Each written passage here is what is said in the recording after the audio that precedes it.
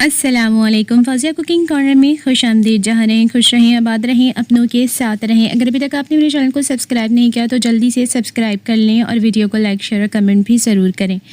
तो मैं आज आपको सिखाऊंगी टमाटर को सेव करना। इतना आसान तरीका है कि इससे आसान तरीका कोई हो ही नहीं सकता।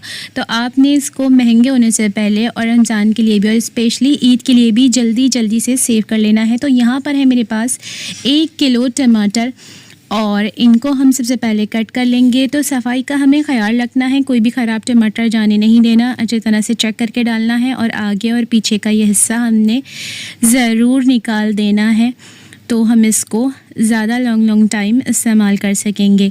तो जनाब तमाम पीसेस आप इस तरह से कर लीजिएगा। मैं 1 किलो सिखा रही हूँ, आप ज़्यादा भी कर सकते हैं या जिस तरह आपको इजी लगे आसान लगे आप उस तरह से कर सकते हैं। तो ये तमाम कटिंग मैंने कर ली थी।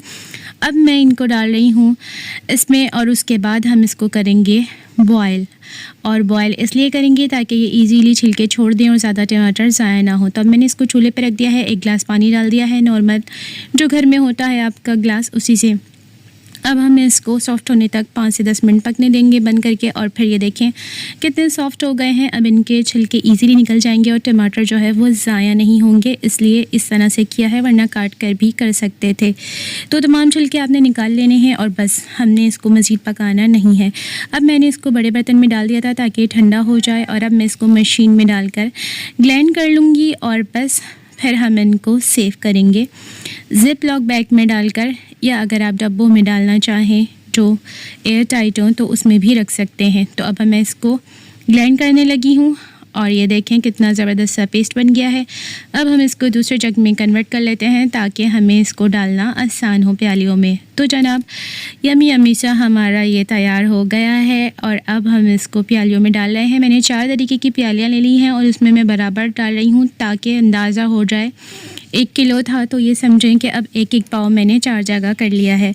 अब अगर 1 पाव से भी आपको आधा यूज़ करना हो तो आप उसको मज़ीद कम करके सेव कर सकते हैं। अब 1 ग्लास ले लें या मैंने कप ले लिया है, उस पर मैंने ये थैली लगा दी है और अब हम इसको इसमें डाल देंगे एक करके तमाम को और फिर अच्छी तरह से हम इसे लॉक कर देंगे। थैली को लॉक करना ज़रूरी है वरना आपके टमाटर निकल कर ज़ाया हो जाएंगे, गिर जाएंगे या फिर वो जायका तब्दील कर लेंगे अगर फ्रिज में खुले रह गए तो आपने इस चीज़ का ख्याल रखना है।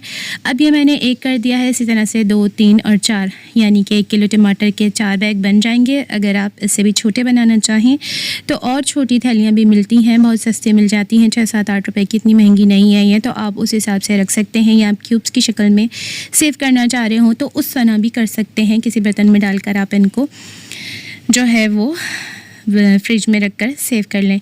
बस ये है कि मुंह बंद होना चाहिए, किसी तरह से खुला नहीं होना चाहिए। थैलियाँ हों या फिर वो कोई बैग हो या प्लास्टिक के जैसे बर्तन होते हैं उसमें भी आप सेव कर सकते हैं इजीली इनको।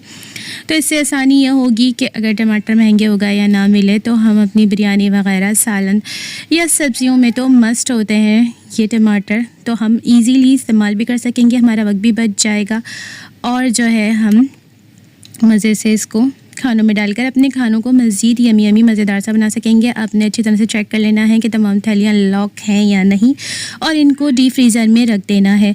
तो इस तरीके को आप आजमाइएगा और मुझे बताइएगा कि आपकी लाइफ आसान हुई, रमज़ान की रूटीन आसान हुई या नहीं। मैं मिलूँगी आपसे अपनी किसी और फिर कोई मालूमाती नई मज़ेदार सी रेसिपी के साथ। तो तब तक अपना ख्याल रखिएगा और मुझे दुआ में याद रखिएगा और मुझे अपना फ़ीडबैक ज़रूर दीजिएगा। इजाज़त चाहती हूँ, अल्लाह हाफ़िज़।